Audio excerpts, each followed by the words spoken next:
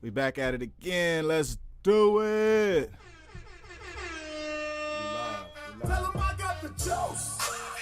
Look, wait a minute. Tell him I got At least I got good flicks if they shake us down. We live. Back for another week of work, man. What it do? Chat, what's up? What's going on, y'all? Y'all been rocking with us. Last week, we did all right. We did all right. We did come up short on the parlay front. HBCU friends, it was very close. Very close. If y'all listen on the Lace Up podcast, y'all got a taste of what happened, and it was tough. A tough pill to swallow. The Towson game, A&T didn't cover for Juice, and Jackson State did me in. Alcorn State pulled up and went crazy on them. Beat them by 15. It's a tough week, man. So, you know. I'm mad thinking about it, but you know what? It's all good. That happens in bed, man. That's why you get these lines, man, fresh off the presses. You know what I'm saying? When we tell y'all, if y'all watching this live right now, y'all see it now. If it's available at your sports book, take them now. Take them now. Lines do change, bro. I got beat by one, so. No doubt. Let's throw up that slate from last week, man. If you don't recall, this is what we went through, everybody. We got A&T at Towson. Yep. This was the one that got you. It tripped you up. The line changed between our show on Friday and the game on Saturday, as it does to many other people that aren't quick enough. Facts. And the game ended in the other team's fashion because of that, like 1 point basically, right? Yep. Half a point. Tough. Then moving on, we took Tennessee State. Tennessee State got the win. J.R. Clay went crazy. The whole squad. Howard at Coppin. Faded Coppin. They did what they do. They cop. They faded. Hells. They faded. Now, Alcorn at Jackson, the analytics led me astray. I'm going to keep it real. The analytics led me astray. I fell into the numbers game. Oh, man. The 3 straight wins, the home games. You know what I mean? I listened to the outside noise, and it got me nowhere. Coach Bussey handled business, won by 15 points in a big rivalry game for Alcorn State late in the season. Got the dub. Oh, my God. Then the big game of the weekend, Southern at Grambling. NBA All-Star Weekend. It was lit. This was like a pregame function to everything else going on, being as though it was on a Saturday. And it lived up to the hype, man. We're talking about an overtime game, overtime matchup for the Bayou Classic. And it lived up to all the hype. We got a great game. Yeah. Went to OT, actually. It did. Went to OT. I thought we took Grambling. They ended up pulling it out, but I thought they were gonna run away with it for a while. I think they got it up to like an 8 or 10. Thought they were gonna run away with that one, but they pulled it out. Tough one though, but they pulled it out. Yeah, it was a grinder. Oh, we grinder, man. It was a grinder. Southern, shout out to Southern though. They showed up. They showed up and showed out for real. Yeah, and we'll get into. We have Southern on the game slate this week. We'll get into Southern and how they've been playing lately, which is honestly not very well. They've been honorable in their attempts to win games, but in their last 5 games, they're about 1-4. So at this point in the season, with the last game in the season, we'll really get into how things will transpire moving forward. But let's get into these NBA All-Star Game props we put in. I definitely insisted on 3 of my players, and one of them being Dame Lillard for the 3-point competition. Yep, And I think we were liking that. pretty accurate. I think I had Dame, Buddy Hield, and Halliburton, and they all ended up being top 3. Yeah, I was a Dame, Buddy, Marketing. Marketing didn't do anything this weekend. Not a goddamn. He came to chill at the crib. Yeah, no, facts. What? He didn't come to be the hometown hero. Yeah, nice. He said, I was at home this year. Cool, I ain't got to go nowhere. You're like, oh, that's perfect. Been waiting to go home all year, bro. Yeah, so we was pretty accurate with the 3-point. What about the Slam dunk competition? We're talking about your boy Mac McClung. Mac McClung came through and took everybody by storm. White man can jump? White man can jump for sure. Wow. I was way off. I took KJ as my long shot. I saw the odds. Stop being a bitch and come on. Hey now. but nah, I took him as my long shot. You know, McClung had the best odds. He was a favorite by far, and rightfully so. He was. And actually, the guy that I didn't think would do it or show up was Trey Murphy, and he actually got to the finals with Mac McClung. So thank you, KJ Martin, for blowing that for me. Make me look stupid. And shout out to Mac McClung. KJ Martin didn't have a cool dunk with his pops, I will say. You know, they got their chemistry together, and it was cool. You know what I mean? One for the books. You can look back and be like, yeah, pops threw me a lob in the dunk contest. But it was not enough to get enough points, man. Mac McClung was doing some crazy stuff up there in that air, dude. Yeah. And him as a favorite, it's kind of tough to bet on since he was a favorite by far. But, you know, we talked about it in last week's episode. Mac McClung has been winning slam dunk competitions since he was like 17, yo. He's been doing this. And it's all on YouTube, Overtime, Ball is Live. He does this type of thing. And on the national stage, it's like you could have used some of your dunks from high school to win this dunk event. Facts. And he actually did use some of them. If he had one, though, if he'd have pulled that shit out, it was like a backwards, under the legs, backwards dunk. If he'd have pulled that shit out. Something crazy. Reverse Aaron Gordon, basically, what you're saying. Yeah, that shit would have just, Let's get rid of this fucking slate, man. This slate out of here. I don't want to think that was our last week's slate. So we didn't bet on the All-Star game itself. We had some conspiracy theories on what players might hit, but that was just a crapshoot. MVP. Who knows? Jason Tatum.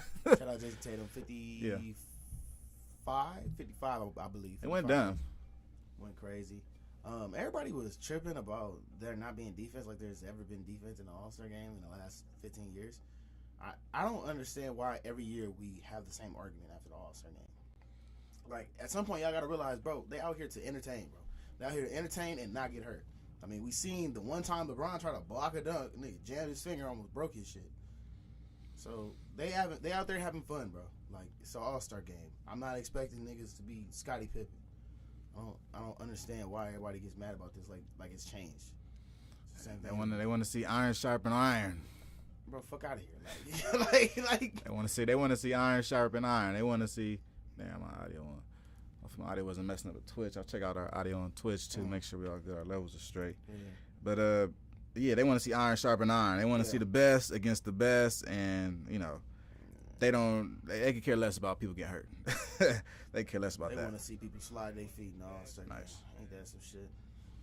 Yeah, I mean, it's funny. It's entertainment. Yeah. I will say, though, that the NBA All-Star Game, if you want to up the ante or something, you've got to flip to that MLB format.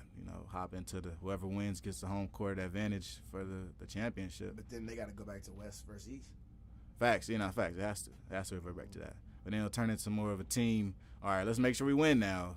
But think about it, though. All the All-Stars on the West. Hey, tough titty. Sheesh. That's tough. So moving into this week's slate, we got a new slate for you guys, new parlays, new moves, more HBCUs, more NBA teams. Damn, look at that slate, man. That slate is thick. It's a long list. Yeah. It's not an essay. It's not a standards. You know what I mean? We got a lot of games to cover, man. Yeah, it's not Sunday. standards. It's Saturday, Sunday. Weekends are the best time to bet on sports, man. We got all the leagues going. I know we don't talk about these other ones, but like fucking UFC, baseball's coming back. True. Hockey. I know we don't talk about these sports. XFL is playing right now. Several black coaches. Guys. Yeah. Facts. But yeah, we focus on a college game and the NBA game right now. But it's so much sports going on Saturdays, man. A lot of ways to get some money. I'll say that. I keep showing all this love and support, man. Maybe we could do this show multiple times a week. Give you all the best. Yeah, for sure. Every day of the week type. But for now, we'll stick to these HBCU bets. We got Norfolk State at South Carolina State. So this is the first of our HBCU slate. We're looking at a Norfolk State team that just lost to Coppin. Just lost to Coppin at home on Monday. They bounced back for this last game of the season on Saturday at South Carolina State. Yeah. Going into this game, they're about 9-point favorites. What do you got, Juice?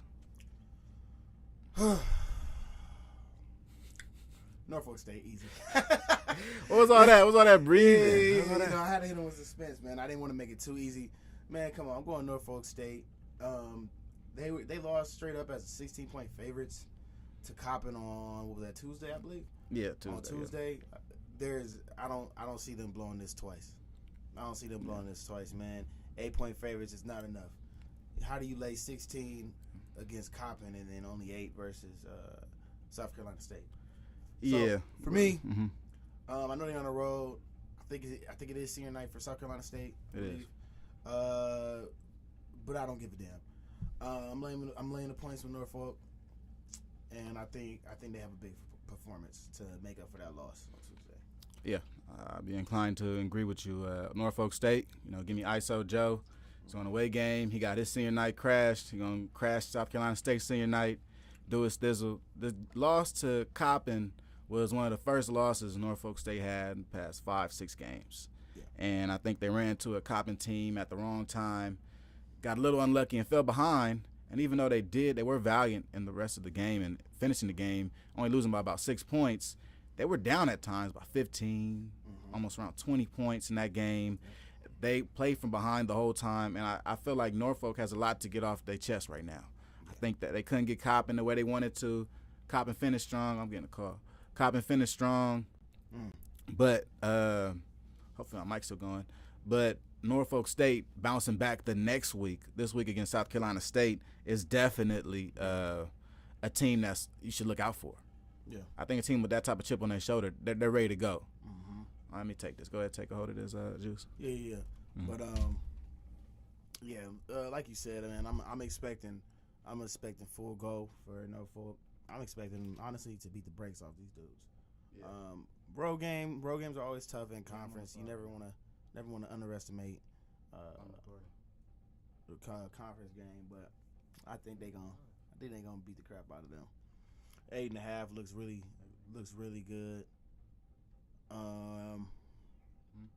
If anything, it's just on some degenerate shit for y'all listening out there. If y'all on some degenerate shit, I don't know what the money line is gonna be. It's probably gonna be minus some crazy shit actually, 500 or something, 400 or something. If you want to be safe, or if you want to be safe and buy some points and buy this number down from 8.5 to maybe get it to like 4 or 5, I would do that. But I don't think you need to in this situation. I think Norfolk's gonna run away with this one.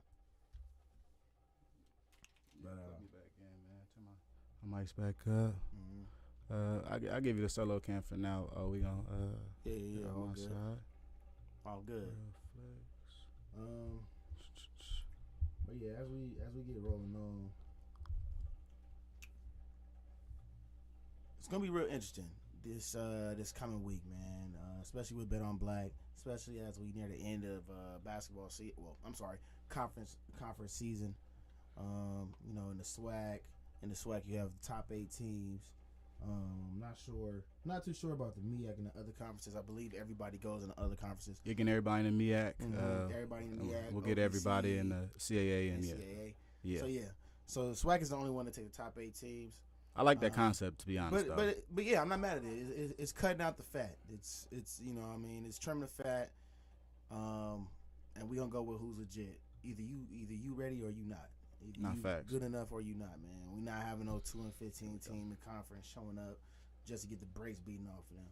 Not factual. So factual. I respect that. I like that a lot. So it's gonna be interesting in this next week, man. Seeing how everything plays out, where everybody ends up landing at in terms of position. This is very important, man. Position is very important. And you want to go into conference tournament play because obviously you have to win the conference tournament to get into the big tournament. You want to go in there in the right ranking, the right spot, but you also want to go in on a win streak. You want to go in hot. You want to go in with momentum. Momentum, exactly. It's a big thing going into. Just like it's like the playoffs now, one and done. It's playoffs now. It's playoff time. So definitely, so let's get into UMES at Coppin. Yeah. We fade Coppin, like always. Chat, say it with us. Fade Coppin. We fade Coppin. Come on, man. We fade Coppin yet again. Take the 3 points, or possibly 4 points. Really, it's at 3.5 right now for UMES in favor of UMES over Coppin, and it's at Coppin. Yep. For Coppin senior night. They finna cop some L's on senior night. Tell them I got the juice. Wait a minute. They must know something I don't. I think this line is gonna change, and 3.5 ain't enough. That's a little different for a UMass team that's top of the conference and Coppin. Who's 3.5 ain't enough. I mean, unless I'm missing something, maybe somebody got hurt that I don't know about. Coppin is 1-10 in their last 11 games. They're about to get the brakes beaten off of them. Rightfully so. I think we have a good one. I think this is a game that you gotta bank on tonight. This line will open up be probably from about where it 6, opens up. at It will least 6. open up even farther by tomorrow morning. Be 5.5, 6 tomorrow. Looking at a UMass team that's strong, that has been good the entire season, has been consistent against a Coppin team that hasn't even been inconsistent. They've just been bad. They've been very bad. And last week, they got a chance to go to the free throw line a lot of times, and they got a good win versus Norfolk State. Facts. But that doesn't do it for me. No. That doesn't do it for me. I didn't think they would win another game to end this season. Fortunately, they did win one. But I think that's the only game they will win for the rest of the season. This is the last game. This is it. I don't see this Coppin State team getting any better towards the end of the season. I do like Sam Sessoms and what he does for their team, but I don't think Coppin has enough. I think UMass wakes up, goes to their crib, and shuts down the party. Yeah, I'm rolling. Let's go. 3.5 is a short number. Expect that to go up by the time we wake up tomorrow. Yeah, put it in now. Put it in now. Put that shit in now. Don't end up like me. All right, let me bring up this UMass. There goes some UMass game facts and the score. So right now we're looking at a three-point line. I'll go get What's that. that? Uh-oh. My boy, I think it's an infamous Indian. We got a surprise guest today. You know what I'm saying? I think it's infamous Indian, man. We'll get this line ready for you guys. Pull him up. Nice UMass and Coppin situation. What up with the Indian? In the building, man. Sir, been on black. Yep. Boy back in the on building. Black. Let's go ahead and cut to it. Saying boy in the building, man. One of them. All right. So back to this line, though. We got 3 points in favor of UMass over Coppin State. Yeah, man. Yeah, like we were saying, I think this number definitely goes up. Like Juice saying, 6, I could see it. 5, definitely over this 3 points. 3 points is very low for this game in my situation. It might be a money line kind of game. A game where you take the money line if you like UMass. I only say that because when lines come out like this, it's a little tricky. There's a reason why UMass is only getting 3.5. You know, top of the conference versus Coppin State's bottom of the conference. We've been fading Coppin this whole time. I'm cool with laying the 3.5 on the road. I don't care. But if you are nervous about it, I would understand. And if you are suspicious like me sometimes, that money line probably should be somewhere around minus 190. I'm thinking 3.5 points minus 180, 190. If you are uncomfortable, take the money line. Don't take the points. Right now we got a money line that's at 162. For UMass? 162 for UMass. Minus 162. Yeah. There you go. See, minus 162. Take that. Take that. If you're nervous about it, you don't want to lay the points. Understood. It's one of them tricky spots. Just take the win. Take the straight win. Take the straight win. Take that 160. That might be in the mix. I might go for the straight one. All right. So that's game number 2 on our game slate. When you look at our HBCU slate, next up is one of the hottest teams in HBCU basketball. We're talking about Tennessee State, led by the boy J.R. Clay. Everybody calling me tonight, boy. Jesus. J.R. Clay, led by your boy J.R. Clay. So, can't even see me no more, man. Just keep it going, man. I'm winning black. Everybody calling me up tonight. I think they said, I don't know, J.R. Clay, Junior Clay. I don't know how they pronounce it. I call him J.R. because he a dog. J.R. Smith vibes. To be honest, when I see it, I'm like, bro, just go crazy. He gets him up. He gets him up. I was watching the game last week. He dropped 40 last week. He gets them up. The ball's going up. And the kid can play, man. The kid can play. We talking about a guy that scores, and you look at the reason why Tennessee State continues to score between 80 and 100 points in the last 5-6 games. Facts. It's J.R. Clay, man. Yeah. He's the catalyst. Yeah. Let's get into this. Southern Indiana. I'm sorry. Yeah, there we go. Hey, nah, these Ohio Valley teams are tricky, dog. we learned that last week, man. Southern Indiana. Yeah. Okay. Okay. Coming into Tennessee State, I believe on their senior night, I believe Tennessee State senior night, if I'm not mistaken. I believe so. Tennessee is laying 4.5. This is another one I think can shoot through the roof. It already went up since the lines dropped at around like 4 or 5 o'clock today, Pacific time. The line started at 4. It's at 4.5 right now. Early money coming in on Tennessee State, and I'm not going against that. So yeah, I like Tennessee State. Needless to say, laying the 4 on senior night at the crib versus the South Indiana team that has, I believe, if I'm not mistaken, lost 4 of the last 5, and has failed to cover in the last. I gotta look it up, but has failed to cover 4 of the last 5 games, I should say. So this is a team that's not, against the spread. They're not too hot right now. Yeah, we're looking at a Southern Indiana team that has a record is against the spread is pretty bad. This record right now is 9-17 compared to a Tennessee State team that's at a 13-13, and in the last 10 games, they're 7-3. So this Tennessee State team is definitely trained to go. We talked about it a little bit off air, where Tennessee State, the head-to-head matchups, when we think about not only their games against each other, Tennessee State's games against teams like Southeastern Missouri, where they beat them by 20. You're looking at a team that USI that lost to SEMO by 5 points, where Tennessee State just beat Tennessee Tech. We're looking at a USI team that just lost to Tennessee Tech twice in the last 5 games.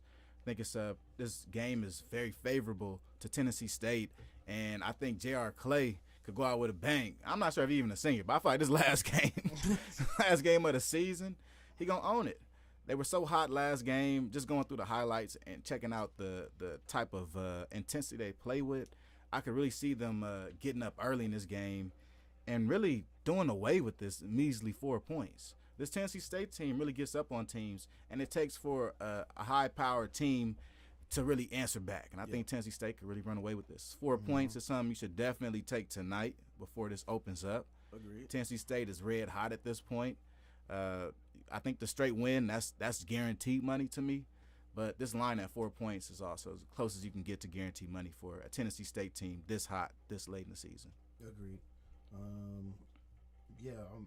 I'm fading Southern Indiana. I didn't even know they were a Division I program before this. And looking at their numbers, I'm not rolling. So that being said, Tennessee State, I like it. It's definitely going in a bet on black parlay. It's definitely. I'm probably gonna single bet these. I mean, these first three that we're talking about here, man. I mean, I'm just rubbing my hands like Birdman. It looks. I ain't gonna lie. It looks pretty good for the bet on black parlay this week, man. Yeah, so far. To me, it's got to be timing, man. I think the time in the books, they just opened for these bets on Saturday. They opened less than an hour ago as we were prepping the show. Lines were dropping. The Southern Bethune-Cookman line was dropping. Looking at this next game coming up, Texas Southern and Jackson State was one of the first lines to drop. So we'll go ahead and bring that one up. And in this Texas Southern and Jackson State line, we're looking at a Texas Southern team that is turning things on and beginning to catch their stride towards the end of the season. And HBCU Hoops Weekly, the Twitter Spaces, I was made aware that Texas Southern has around 3 to 4 6-year COVID guys on their team. You know what I mean? Which kind of explains, they come from a winning lineage, and also they're a veteran squad. And with veteran squads in the SWAC, most times they're just trying to make it to the conference tournament, and let's turn on in there. You're looking at a Texas Southern team that traditionally is in the top 3 in the SWAC. This year, they've been around the middle of the pack. And I think they've been strategically moving into position for this conference championship and conference tournament. And in doing that, Jackson State's going to take an L this weekend. I think Texas Southern is rolling. They are gaining the right amount of momentum around conference tournament time to make a serious run at the SWAC championship and try to make a bid for March Madness. Definitely on the TSU side as them being a 1-point underdog, understanding that it is Jackson State senior night, understanding that Jackson State is at the crib. I just don't like how they've looked recently. I called the Alcorn one. I'm not trying to toot my own horn here. You know what I'm saying? I'm just saying. And I've been fading them for a couple weeks, and I know if anybody from Jackson State is paying attention, my boy Street is paying attention, he'd be on my head right now. fading his boys every week. But I'm gonna do it again, man. They shouldn't be favorites over anybody. To be honest with you, that's how I feel about Jackson State at this point. Other than like Pine Bluff and Mississippi Valley State. Sorry to pick on y'all, but other than them two teams, I mean, they shouldn't be favorites over anybody. Kind of what you said, Flicks. This TSU team has been hot recently. They're catching fire at the right time going into the SWAC tournament. So I'm rolling. Give me plus 1.5. Hell, I'll take the plus 105 for some extra cash. But for the straight up win, yeah. So I'm cool. Either way, I'm rolling with TSU on the road. Yeah, I think even at its face value, when you just look at the teams, a blind better that just looks at records, you go, damn, well, Texas Southern's 11-17, Jackson State's 9-18. Well, why is Jackson State favored in this position? And then you go, well, let's look at Texas Southern's last 5 games, where they won 4 of the last 5. So why is Texas Southern not favored in this situation? You know, and I got to think that, you know, Vegas looks at this as, you know, the home game and how serious you take the home game. I know how serious you take it, Juice. I think Vegas also takes the home game serious. Yeah. But I do think that they're definitely taking into account the fact that Jackson State laid an egg last game. You know, they came out against an Alcorn State team and couldn't get it done. So maybe they kind of come in with a chip in their shoulder. Now, my idea of this game is that although Jackson State may have a chip on their shoulder, I don't think they know how to win yet. And because I don't feel like Jackson State knows how to win, and that being winning consistently, making winning plays consistently to win games, Texas Southern, they're built to win.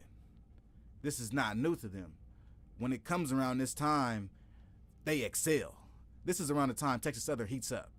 You know, we may know them from an outside point of view of playing in the play-in and things like that, but in this SWAC tournament towards the end of the season, the Texas Southern team with championship pedigree, no matter the record, I think they are the right team to come into Jackson State and get this win if anybody was in the conference. And you know, and just to clarify too, like, you know, obviously when these lines come out, Vegas, you know, they quantify, like I said, I told Flicks off here, they quantify everything, you know. So they quantify. They've quantified home court advantage. They quantified how hot or how cold teams have been. They've quantified past games versus each other. They've quantified all that. No doubt. So all of that is built into the line. But I just think it's one of them things where it's like anytime Jackson State is a favorite, I'm fading it. Just because of what I've, you know, from and it's been very, you know, very small sample size for me in terms of actually seeing them play live. But just tuning into that game the other day versus Alcorn, I was just like, yeah, it confirmed everything to me, and I'm just not rolling with them laying any points versus anybody. Like I said, now them getting points for sure, I might go down that road, but them laying points, I'm a fade it every time. Same way I did last week, same way I did the week before, even though they actually did beat FAMU. But yeah, other than that. Yeah, anytime they laying points, I'm fading. Yeah, this Jackson State team is inconsistent to say the least, and I'll take Texas Southern any day of the week when it's, you know, you're talking about covering 1 point. You know, talking about a win. I think Texas Southern might run away with this one. I think it could get bad. So next up, we got Southern at Bethune-Cookman. This one, you know, we went back and forth with a little bit. After this, we'll also talk about our Hampton and North Carolina A&T, what our opinions are on that game. But first up, we'll get into Southern at Bethune-Cookman, which ends our HBCU parlay of the week. So get with it, get to seeing it, get to understanding what the games is, what we're picking. But when it comes to Southern at Bethune-Cookman, who you going with, Juice? This one was tough. You know, before the podcast started, before we went live today, we was watching the game from earlier this season, where Southern, I mean, they obliterated Bethune at home. They beat the brakes off of them, winning by like 30, I believe. That being said, Southern's laying 5.5. You know, you look at it as a short number. But I just think something telling me at the house, home game. Like I said, I'm not sure if this is their city or not either, but I'm pretty sure. But you know, either way, them at home getting 5 points. Give me Bethune-Cookman to cover. I gotta think a little more if I want to be brave enough to give them the win and say they win outright. But for now, I'll take the 5.5 points. I'm comfortable with it. I'm cool with it.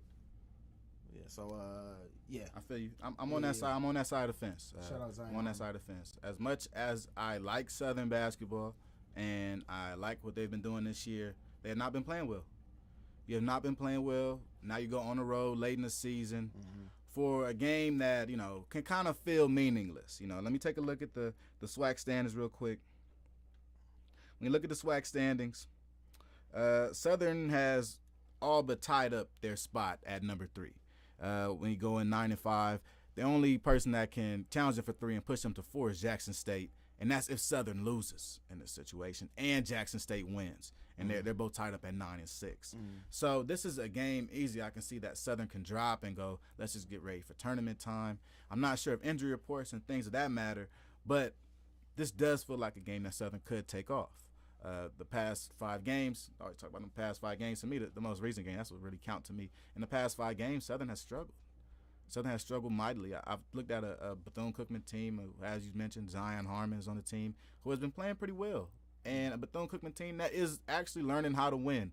I think Southern knows how to win, but they're slumping right now. I think we're going against a team that is learning how to win like Bethune-Cookman this late in the season. And they have a home game with Reggie Theus and the guys at home. You got your band at home behind you. I do feel like this is a game where you could take into account that it's a home game and it's the last game of the season for a Bethune-Cookman team who hasn't played well throughout the season, but have finally hit a spot where they go, okay, this is how we win. And Reggie Theus talked about that throughout the games. He's talks about how his team is learning how to win. And I think in coming to learn how to win, home games, that's your feeding ground. Yeah. I think we get a max effort game from Bethune-Cookman. I think we get their best game coming into this at the crib. 5-point dogs. I'm very comfortable with taking a 5. Yeah, no doubt. Let's throw up these numbers on the screen. So currently talking about 5 points in favor to Southern right now. What I would love to happen was for this line to open up. If we can give me this line was around 7.5. That's beautiful for a Bethune-Cookman type of guy. That's something that you really take. I think this 5 points is something you take. What I would say is 5 points and a Bethune-Cookman win is something I could see happening in this situation. As well as good as Southern has been this year, they're slumping, and losing this game wouldn't mean much to them, but it would mean a whole lot to Bethune-Cookman. Yeah. 5 points. We're gonna see. So I'm assuming plus 5.5. Obviously, money line has not come out yet, as you guys can see on the screen right there. But if I were to guess, take an educated guess, I would probably say something probably between the plus 210 to plus 260 range, anywhere within there. Sorry, for the straight up win. So if you're feeling frisky, which I might be feeling tomorrow when I wake up, we'll see. You might take that plus 240, plus 230, or wherever it ends up coming out as on the money line for Bethune-Cookman to win straight up. I would not be shocked. No doubt. I think Bethune-Cookman's schedule, taking those last 5, Bethune-Cookman's schedule hasn't done them any favors at all. You go in, you lose to Texas Southern, Alcorn, Jackson State, Alabama A&M. These are the top half of the SWAC. When you come and play consecutive games against the top half of the SWAC, I don't expect you to come out with a good record if you're Bethune-Cookman to me. And I feel like, around now, this is the time to get a dub.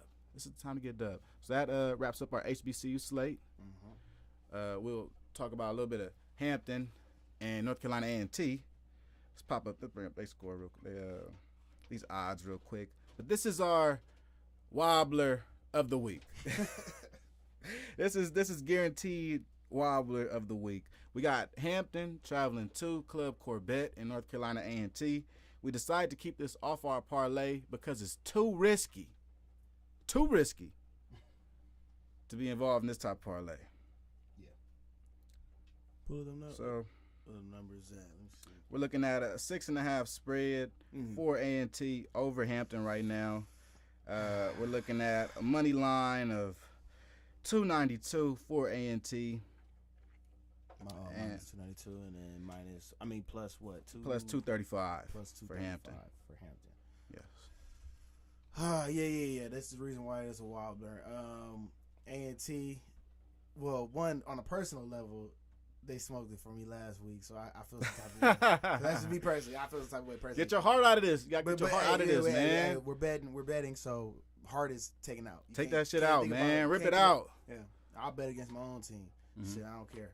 But with that being said, it seems like are we the jinx for A&T? Because since we started Bet on Black, they've been slumping. Yeah. They started watching. They started watching Bet on Black. They started feeling themselves and shit. Damn. They was patting each other's backs. Sheesh. They was lit. They like, man, they keep betting on us. We good. We the favorites again, duh. Like, you know. And then Monmouth happened. Yeah, no, that was the first strike. That was the one. That was the first strike. When you gave them that second win on the season. 1 and 20, 2 and 20, whatever the hell. Not for nothing. I didn't even want to turn my back on y'all after that. I ain't gonna lie. I didn't want to turn my back on y'all at all after that. I felt like y'all could still be the guys in the CAA and y'all could break into the top 5. Yep. But boy, was I wrong. Jeez. It's been a long road for you A&T boys.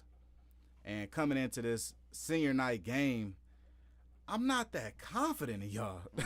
I'm just not. I am not that confident in y'all. I am not confident laying 7 points at home for A&T. Now, if the line tightens up by the morning, and we talking like 1 point. Oh, sheesh. You hoping for a miracle. If we talking like 3 or 4 points, even that, I'm thinking Hampton. If we keeping it a buck, I'm thinking Hampton. I'll take Hampton to win. More and more, the more I look at this game, the more I go, A&T's a better team. Hampton is the streakier team right now. So who do you take? This one is tough for me.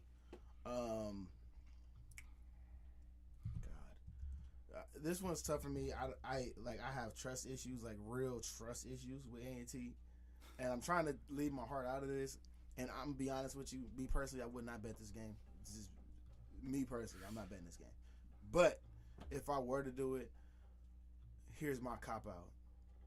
Your boy's about to cop out right here. Look, It's about to be a crazy. we taking It's about to be a crazy cop. No. What you about to turn this We into? We turning this into a 2-team parlay. Oh my God. You goddamn right. Yep.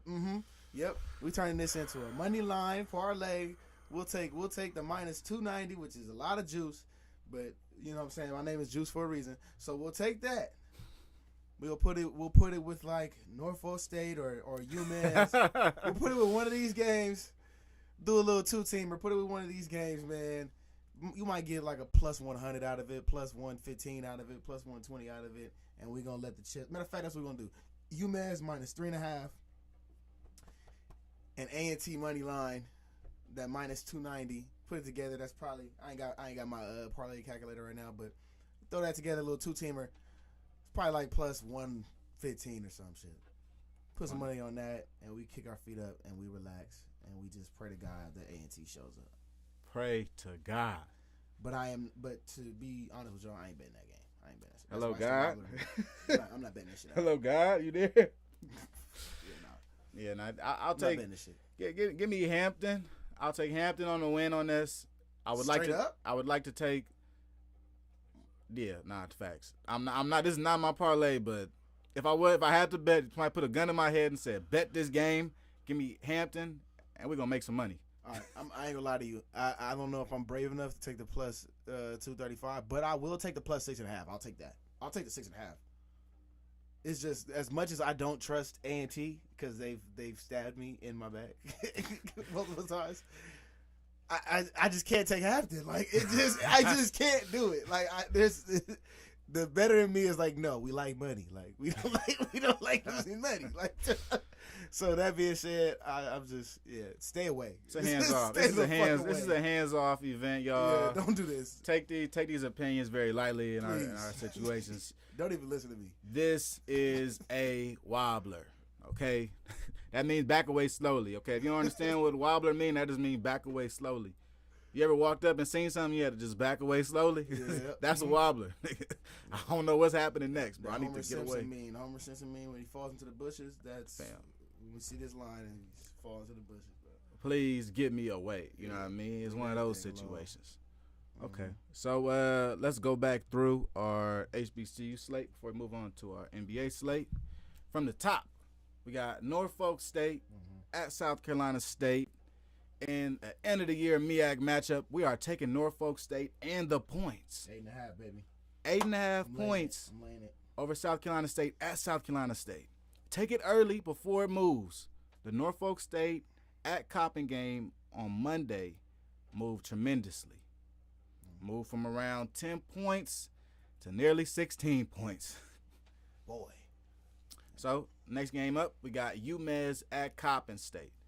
This one is very close. We're fading Coppin. Everybody fade Coppin. We are fading. Hold on, man.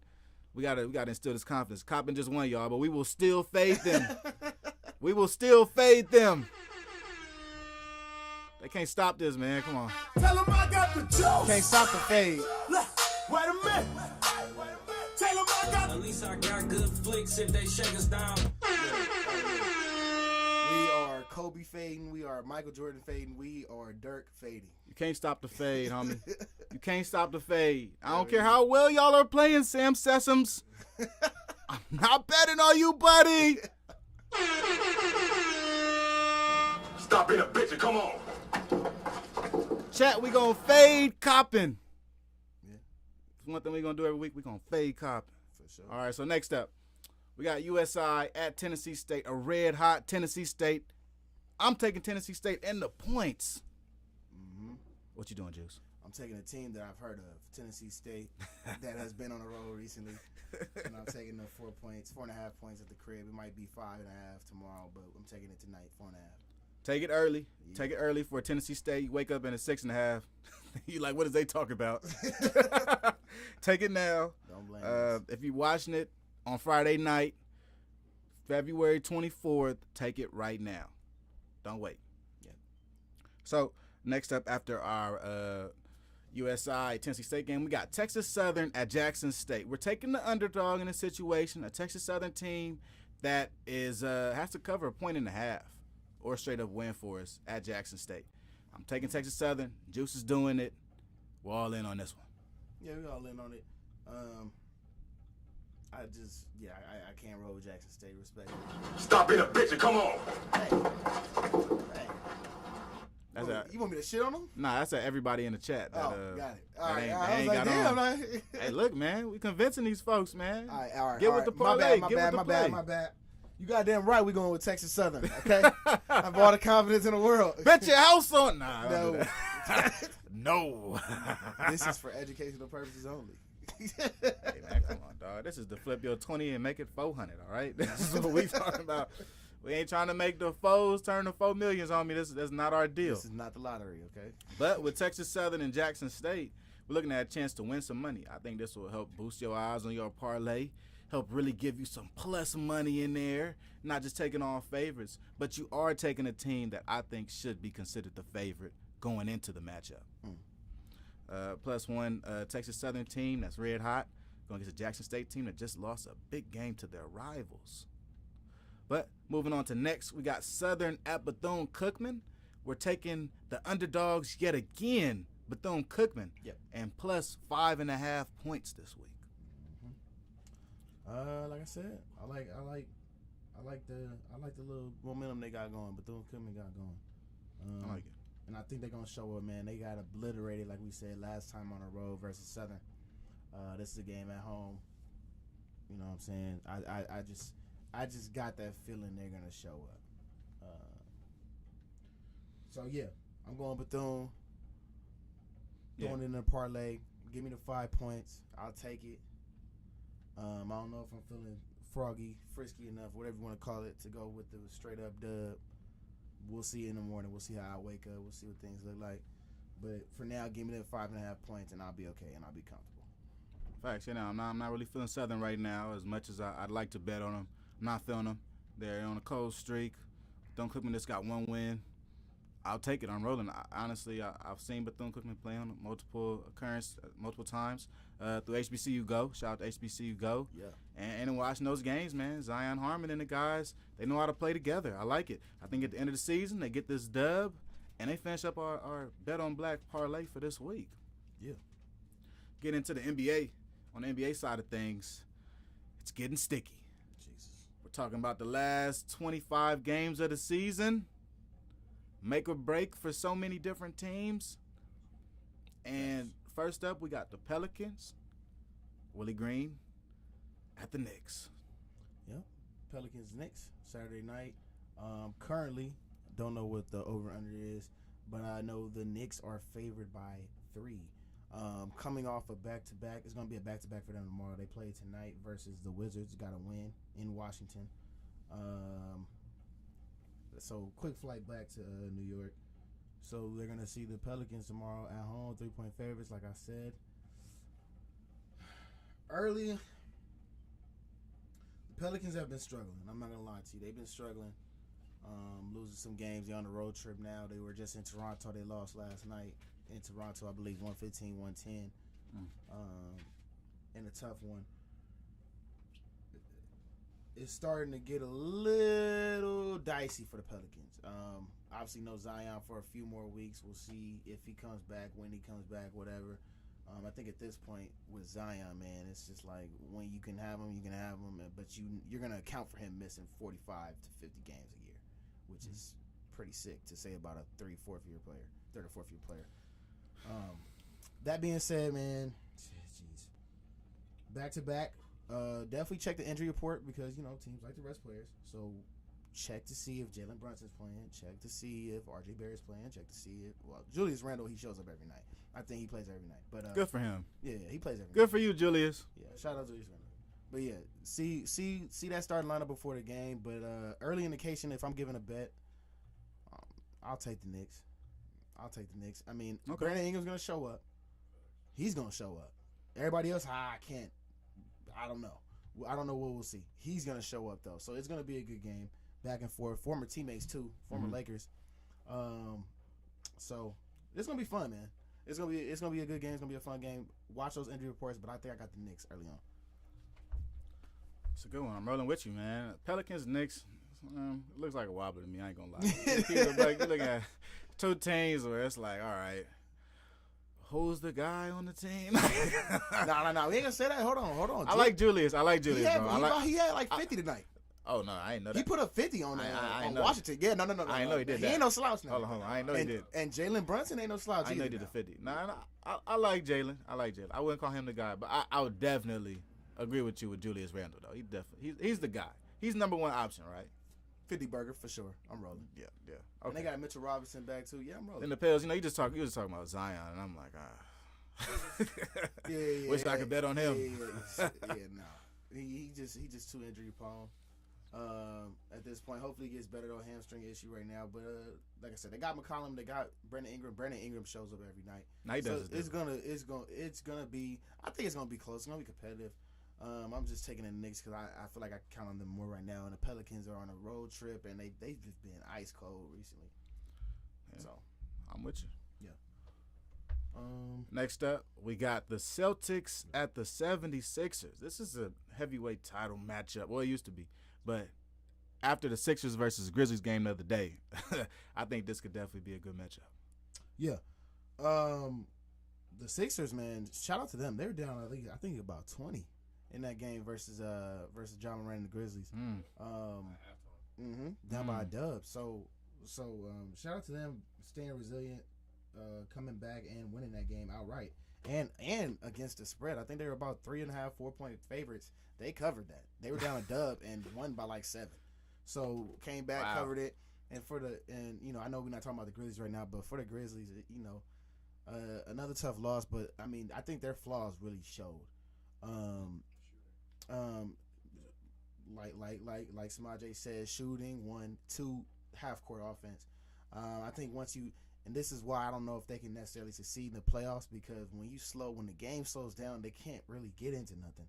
It's kind of just like fast. It's fast paced. They got players, obviously, Jaren Jackson, John Morant, Desmond Bane, and I don't want to get too off into them because we're focused on this game. But their flaws really show versus 76ers, and the 76ers really showed why they are a top 3 team in the East. And most people are going to say 3 out of the top 3, and that's fine, rightfully so, fair enough. They haven't proven it or shown it yet, but I wouldn't necessarily just count them out. I know a lot of people tend to count the 76ers out just because they already know their history. They lost to the Hawks a couple years ago. We know about all the bad stuff, but I'm telling you, man, if they're healthy, you're not gonna just walk into Philly and just beat on them.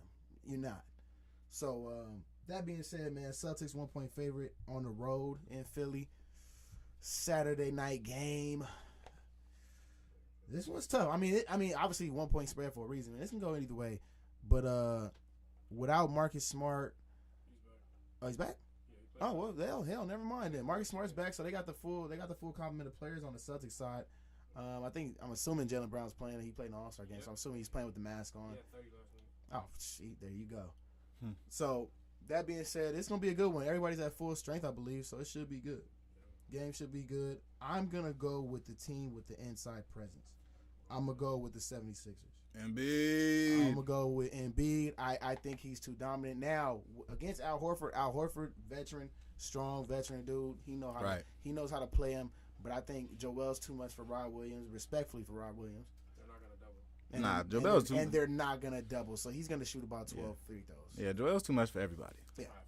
Yeah, he's putting them in the bucket. So I'm gonna roll, take the +1, and I'm honestly gonna go money line. I'm gonna take the 76ers. Interesting. Sixers only 3 games out of first. When you look at the Celtics, Bucks, and the Sixers, they are clearly atop the East. The next closest team, you got the Cavaliers, who's about 8 games out from the Sixers. So when you look at some title matches like this, it's blow for blow. Somebody just mentioned that it's going to be 2 healthy teams. Yeah. We're looking at the best of both teams. Joel Embiid, in the way that he's been playing, man, just him going back and forth with the Grizzlies last game, he is in good form. He is in good form. He's in killer form, like playoff type form. Because one thing about Joel Embiid, late in games, he's a clutch guy. He finishes games. He makes the right plays, and his skill set is so good, man. From the 3, from the inside, defensively, he makes the play that you need. So you got to think this game goes down to the wire. I forgot about that addition. So yeah, they got rid of Thibault, who they really weren't playing like Matthias. that. Yeah, so sent him to Portland. They got and they ended up kind of basically almost replacing him with was it Jalen or Jaden? Jaden McDaniels. Yeah, long athletic defender. I like 6'11". Him. Good rebounder, plays hard. So and can shoot the ball too. So I like they pick us, man. They still got Tobias Harris, so I think it's underrated. Obviously, we know he's not the 1A or anything like that, but he's one of the best role players. If there's a role player that's perfect that you want on your roster to hit a shot, it's definitely Tobias Harris, one of the top guys in that aspect. So I just think they're complete. They're a complete team, and they can compete. And I know a lot, like I said, a lot of people are going to write them off because of past history, and rightfully so. But I really do think this team is primed and ready. I believe James Harden's going to stay healthy. Tyrese Maxey. Be forgetting James on the team, bro. But he's orchestrating that offense. He really is. 30 last night. He averaging like 10 and a half. Everybody had 30 last night. Oh, they were going off. The whole team had 30. Yeah, whole team had 30. Really. Yeah, 31, 7, and 7. So averaging like 10 and a half assists. I think almost leading the league in assists. He's averaging 22 and 11. Yeah, so he's doing it. There you go. So like, yeah, man, I'm rolling. He's doing enough, and he's doing enough. So, it goes like that. But let's switch gears to the brothers reunite, and the Lakers and the Mavs game. Kyrie gets to see his pops. That's what we're LBJ. Nah, I'm referencing that interview when they was asking how when they asked Kyrie how does he feel like LeBron's fathering and parenting has been going. What the fuck? But they're back together. They clash heads. We're gonna get to see Luka versus LeBron and Kyrie up against D'Lo and Cast / Malik Beasley. And Anthony Davis had 12 and 12 last game. I don't know if he playing harder. And he rebounded. He for sure rebounded for sure. Nah, the homie playing. He like, damn, everybody healthy. Damn, Y'all don't really need me, huh? I gotta show up now. If all y'all can play, I guess I can play. He one of them dudes. But AD's out there. It's gonna be a good matchup. I think we're gonna get a lot of scoring, man. What you think? It's gonna be interesting. It'll be interesting. Neither team. Well, you know what? I'll rephrase that only because I actually do. Obviously I'm a Westbrook defender, but I do like the moves that the Lakers made at the trade deadline, and I think this is damn near a different. This is a whole different roster. This is a whole different rotation. So it's gonna be interesting to see how they work together. And obviously, first couple games they look good, and they look better defensively too. So usually I would say, yeah, I would agree with you, Flicks. Like, I see a lot of points in this game. And maybe so because you always got the offensive Kyrie Irving and Luka. Mm-hmm. But, I mean, the Lakers have the tools to keep up. They're, the Mavericks are going to be the favorites once this line come out because if y'all listening right now, the game is on Sunday, so the lines haven't came out yet. The Mavs are going to be the favorite. They're the home team. Better record, all that. I think the Lakers are the better team. But it's yet to be seen. It's early on after the trade deadline. I don't want to get too excited, too ahead of myself, but fully healthy, the Mavericks don't play no damn defense, and they don't want to play Christian Wood more than 22 minutes for some fucking reason. That's weird. So that being said, I don't see why the Lakers can't go on the road and win this one. Now, if you're looking at past production, you might be a little weary on that, but yeah, I don't see why the Lakers can't come here and win this game. I really don't. I mean, the Mavericks don't play no damn defense. I think if the Lakers show up and play a little bit of defense, and obviously, like you said, you're not going to shut Luka down or Kyrie down, but if they play a little bit of defense, get out the shooters, don't let Luka take over the damn game, I can see them beating them.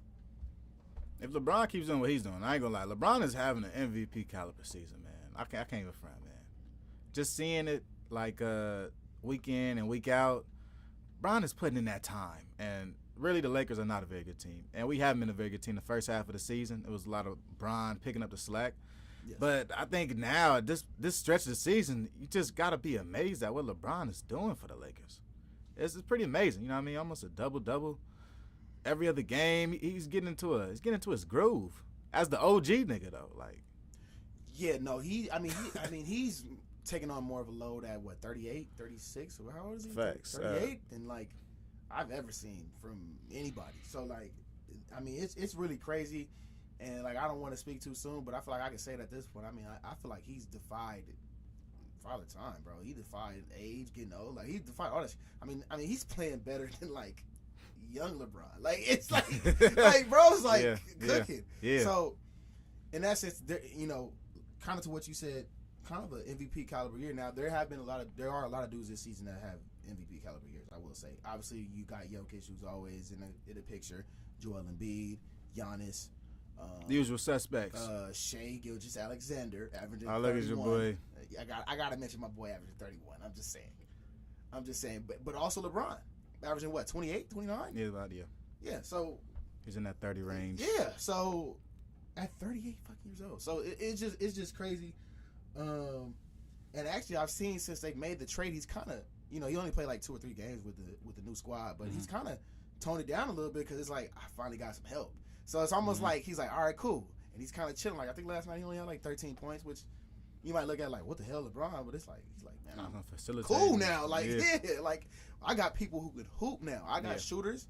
I got Malik Beasley. Shout out to Malik Beasley, man. Shout out to Malik. And that's how long you keep this going, provides. My boy. And that's why, I had to be being realistic. Obviously, I'm gonna get my Westbrook shit off because I will defend Westbrook to my dying day. But I can't sit here and lie. The Lakers got better, man. Lakers got better. They got what they need. They got the shooting. They got the defense, interior defense with Mo Bamba. He's slapping shit. He's sending shit out of here. I don't know if y'all been paying attention to that. Mo Bamba been slapping shit. He been slapping shit. Vanderbilt's on the glass playing hard as hell every game. I love his game. He just plays hard, don't say shit. He rim to rim. Rim to rim, get it off the glass, put it back. We're good. Straight up, that's it. Rim to rim. It's making life easier for LeBron. Shooters coming off the bench doing his thing. And I think they finally found a rotation. I like the lineup they started with. D'Lo, Malik Beasley, Vanderbilt, AD, and LeBron. I like Shooter off the bench. I like Mo Bamba for defense off the bench. And then you can still keep those guys into play to play with the second unit. you could keep a couple guys in to play with the second unit. Yeah, no, Schroeder looked good rolling in the rotation, in and out of rotation. I that's what think he's more perfect so, like, when we had Westbrook, Schroeder was going off guard, and we was doing more dual point guard type sets. And now, we've gotten so much bigger as a team since the trade deadline. Yes, especially at the guard spot. Our guards are very valuable to the team. I think Dennis is getting more minutes because of that. We lose Pat, we lose Russ. And now, really, when it comes to controlling our second unit, we don't have like a second unit. It's kind of like a hybrid second unit, kind of where, you always know what some people leave. You're talking about bringing on like maybe 3 guys. Yeah, But even in that unit, though, you use Dennis, to come out and regulate things. And he does a pretty good job facilitating, man. I was a little off on Dennis early in the season, but now I'm kind of seeing where his role is and how he can actually fit on a winning Lakers team. It's perfect for that. So, and like I said, I always give Laker fans.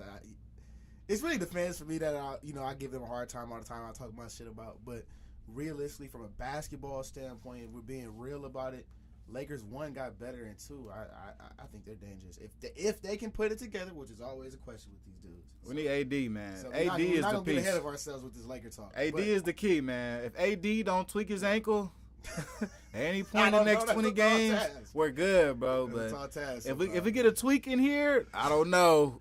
I don't know. Yeah. Mo Bamba get more minutes? I don't know. I don't know. Yeah. So, we'll see. But no, the new Okay. look Lakers so far through a couple games, I'm rolling. Got it. So you're taking the Lakers over the Mavs. Yes. All right. Now, next up, we got Clippers at the Nuggets. The Clippers just welcomed Russell Westbrook after the buyout deal. What did they look like now? I ain't gonna lie to you.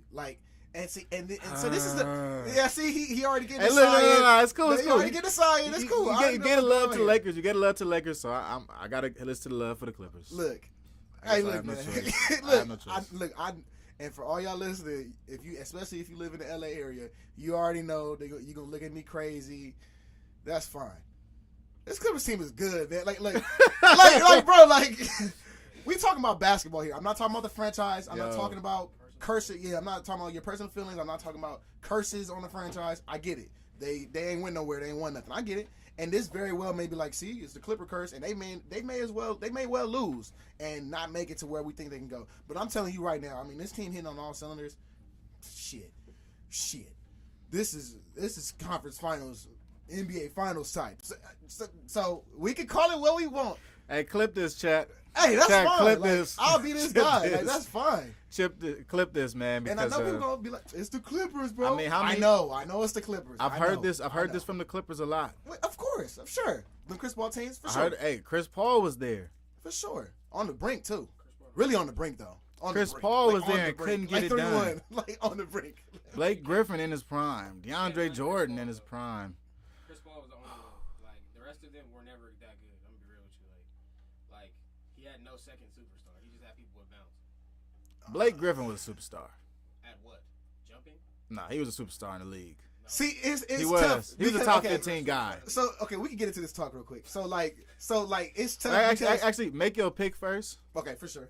and then we'll do it. Clippers Nuggets. This is Sunday, so no line is out right now. Just to let y'all know, Nuggets will be coming off a back-to-back, so we'll be interested to see who they play tomorrow or who they play Saturday, and if they don't play certain dudes on Saturday, if they play them on Sunday versus the Clippers. So if you're betting it, look for the line obviously when it comes out, but also look at the injury report.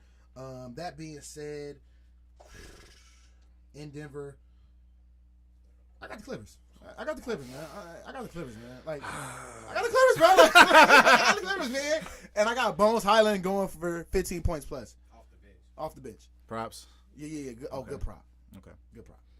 Okay. All right. So circling back, old school Clippers, new school Clippers.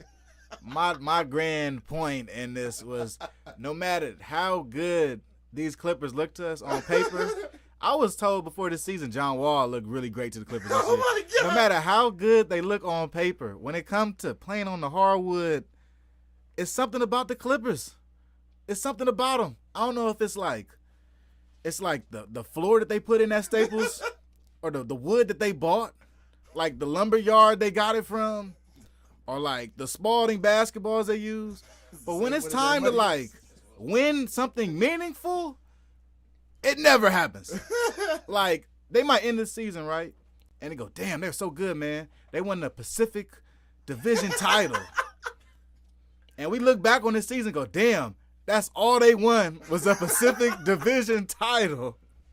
When it comes to winning things meaningful, it's something about the Clippers and not doing it. So I do have apprehensions on the whole Russell Westbrook situation, but this is not about Russell Westbrook. Right. This is about Kawhi Leonard. Fact. He has been the reason why they have not been making these runs. And I think if he was more available in the past 3 seasons, they could have made one of those real runs. What about PG? No. Sorry, I had a prop bet going on right now. I'm also. I got 45 right now. Jesus Christ. He is the catalyst for this team. Look. If he's healthy every game, this is a different Clipper team. I'm gonna keep it big with you, dog. That ain't good as This fuck. shit good shit. Man, I'm not rolling, dog. Okay, for instance, right now, right? Russ has 10 assists, 8 rebounds, 6 points.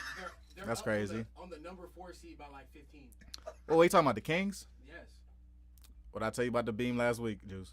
But what we know? Okay, Okay. look. Okay. What I tell you about the I beam never last said they week? was for real. No, I didn't say you said that. I'm reminding you that I De'Aaron said. Fox is for real, but, like, I'm reminding you that I said last week when it come to lighting the beam during playoff time, ain't finna be no lighting of the fuck beam. no. I mean, we So know I do though. think We that. know- So we no. know that. So I feel like around this time is that time of separation from who's really real, who's not, and then come Right. playoffs we get the smackdowns. Right. So look, But, yeah. they're about to fall from that 3 to about 6. Yeah, Okay. free fall. Absolute free fall. Memphis finna drop 2. Memphis at 2. They finna drop to like 3, 4. They finna drop like 3. I like Memphis as a team. Because we got to I just- see when KD comes back March 1st, which KD's scheduled to come back March 1st. We'll get into them in the next game that we preview.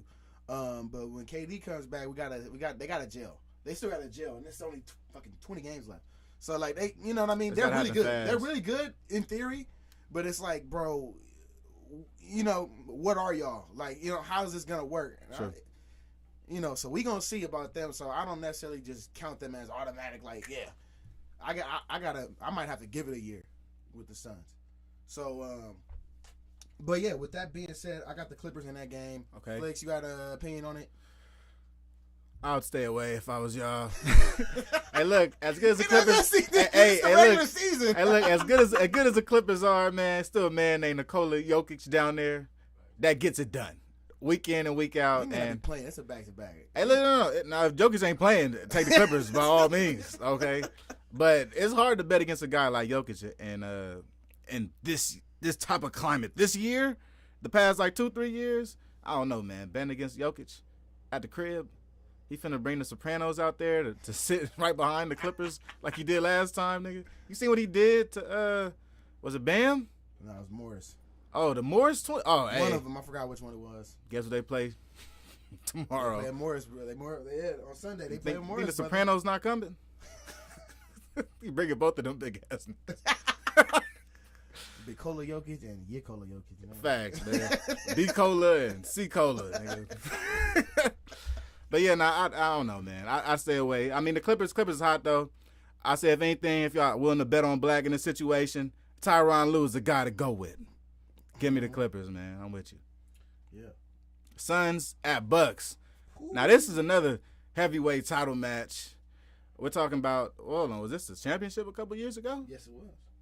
A rematch of And the one of these teams will definitely be back. rematch of the 2021 championship. I'm not mistaken, right? Mm-hmm. Yep. Mm-hmm. So right now, you just talked about how Kevin Durant won't be back until March 1st. So March it's 1st. a week away. A week away. Next week. But in this game that's going to happen tomorrow, there will be no Sunday, KD. yeah, Sunday. We're looking at or Sunday game. We're looking at a game with a matchup that goes CP3, D Book versus Giannis. Look out for that too though. So reason why I say that.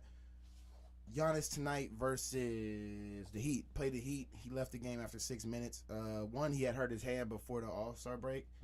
But he plays tonight, but he hurt his knee. He I think something simple. I think he collided knees with somebody. So right now they're calling it a right knee contusion or a knee contusion. I forgot which knee it was, but knee contusion right now. We'll see in the coming days. So we'll see if he's available and playing on Sunday. This is the game. Look at the injury report. But the Bucks have won 13 in a row. Counting their win today versus the Heat, they Watch are the a 13 game fuck out. winning streak. And if Giannis can stay healthy, and Chris Middleton is back, he is back. He is in the lineup. He did play today. Shout out to Chris Middleton, man. Bobby Portis is back. Chris Middleton, you've had a great career, yo. I ain't saying it's over none, but you had a great career, yo. Shout out to you. Chris Middleton is back. Bobby Portis is back. That's a big dig for them. And Jay Crowder played tonight and had like 15. Go for the Bucks. Yes. So He got hella putbacks. Yes. So the Bucks are going back to the finals. I'm gonna say it right now. I've been saying it all year. So The only reason why they did not do that shit last year is because Middleton was hurt. So let's keep it a bean. They took the niggas 7 games without Middleton. You think they're not going back? This is barring some crazy ass injury. If Giannis is hurt and out, obviously that changes shit.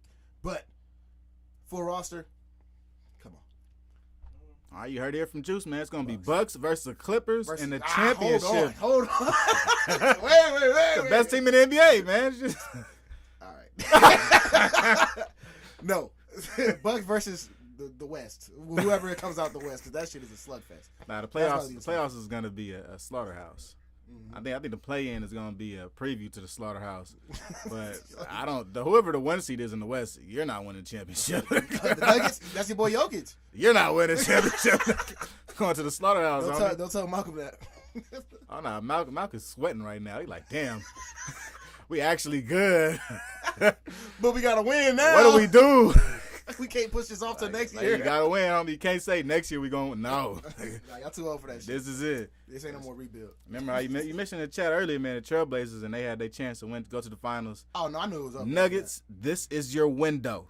No, I don't know if you thought it was years before or not. It wasn't when Jamal Murray was scoring 56 in the bubble. It's right now. We your number 1 seed in the West with 25 games to go. This is the widest window the Nuggets will have in the next 10 years to win a championship. Jesus Christ. We're on the brink of a Nikola Jokic 3-time in a row MVP winning It's fucking season. ridiculous, but we'll This get is to their that. biggest window ever. If the Nuggets don't win it now, they will never win it. But the first person is Larry Bird. Man, that's bullshit, bro. I mean, as many times they all right, quickly, my opinion, real quick. They have That's the end of our slate. That's the end of our slate. So go ahead. Okay, for sure. Put a signature on the NBA slate. We'll recap it. Then we'll go after. Go ahead. All right. So, with this whole he about to win for the 3rd straight time thing, Jokic is amazing. Don't let what I'm about to say confuse you. But there have been plenty of players that were as amazing for years on end that they purposely did not give the MVP to. Facts. Westbrook. Everybody. Westbrook, Kobe, LeBron. James Harden, Michael Jordan, Kobe Bryant. Kobe Bean, fucking Bryant. Shaq. Like, bro, LeBron. Shaq should have won 7. Like, bro. So that Tim Duncan shouldn't be in his convo. if we're giving 3 to Jokic. Like, nigga. So, like, that's why, for me, I'm fighting it. It's not Jokic the player. I understand his value to the team. I understand he missed a triple-double. I'm rolling. Cool. That's all great. But it's like, damn. If we giving him 3 times, we should have been letting niggas run off with the 2-3 times in a row. We should have just been letting that, because in the past, that has literally been a thing. No, he's won too much. We're going to switch it up. That's why I thought Embiid should have won last year. Whatever. Everybody talk about usage fucking rate. And everybody's talking about an MVP, and they I won always Embiid last year. lose in the second round. Always lose in the first, second round, bro. I'm tired of the MVPs always losing in the first, second fucking round, bro. Dirk Nowitzki. Like, come on, man. No, facts. He collected his fucking trophy at home. So like, Steve Nash used you to know what collect I'm it after the saying? first I'm round. tired of this shit, bro. And I know I'm going on a rant, but I don't, you know, like it has nothing to do with Jokic's game. Nice. I mean, we got to know where the fight is. The fight is with the writers who are voting these people. Come in. on, man. That's who the fight. The fight is not with the player that's excelling at his sport. The fight is with the voters who continue to vote this in. Now, I'm not saying that Jokic isn't having an MVP caliber year. Right. I think in the NBA in today's age, you're gonna have at least 5 guys that play at an MVP caliber every year, no matter what, at At least either 2 or 3. position. At least 2 or 3. Well, I give it the 5 because I do feel like the first 2 or 3 guys are so exceptionally elite. The next other guys aren't that far off. You see what I mean? They're not that far, but they in the distance. Yeah, I got you see what I mean? Derrick Rose, Russell Westbrook. You know what I mean? Derrick Rose wins the MVP, but Russell Westbrook is, to me, as great a player. No, but the year that Derrick Rose did win the MVP, though. So I think in this scenario where you go, okay, Jokic is supposed to be our guy for the 3rd straight year in a row. It's like, man, him 3 times. You know, It's not even his best I feel like somebody I like know. that for a writer, if I was a writer in that situation voting for a guy to win it 3 times in a row, the pedigree of this player would have to be of a stature of which it was undeniable that this man was MVP. Meaning as though the past 3 years he's won championships, he's won finals. The past 3 years he's been the scoring champion. The past 3 years he has utterly dominated the state of basketball. To win the MVP 3 straight times, to me, you had to show a level of dominance that we saw from Shaq, Kobe. Fucking Will The Chamberlain. levels of dominance You gotta be Will we saw from Chamberlain. Hakeem Olajuwon. The levels of dominance we saw from Kareem Abdul-Jabbar, Magic Johnson, Michael Jordan, Larry Bird. I'm not saying Jokic isn't in there. I'm saying those other names I just named should also have 3 MVPs. If this is the game we are playing in today's age and we go, Jokic is putting on such a performance, we got to give him 3. It's time for back pay or some shit. I need reparations for niggas. Because Shaq dominated the league from 1997 to 2011 and got about 1 MVP. My whole thing is too, cause and like this comes back to my Westbrook defense. Okay, he averages a triple double. He's stat padding. You know what I mean? Your boy Jokic get his rebounds teammates without is jumping. getting out the way so he can get rebounds. Jokic does it. Oh my God, he's amazing. Triple double, Jesus. He's the best basketball player ever. I'm just fucking saying. Westbrook throws an assist. He want to just do that. He's stat padding. He want to do that on purpose so he can get his numbers up. Jokic throws an assist. Oh my God, that was the greatest fucking pass I've ever seen in my fucking life. That's all I gotta say. And my case is rested. We've been going on for this. Here go the top 5 MVP vote getters right now. We got Nikola Jokic, Embiid, Giannis, Jason Tatum, Luka Doncic, John Morant, LeBron James. So let's go through the rest of our slate. We'll go through the top of the slate all the way down to the bottom. We'll give y'all the rundown. We'll give y'all the plays, the moves. Starting with our HBCU slate. We got Norfolk State at South Carolina State.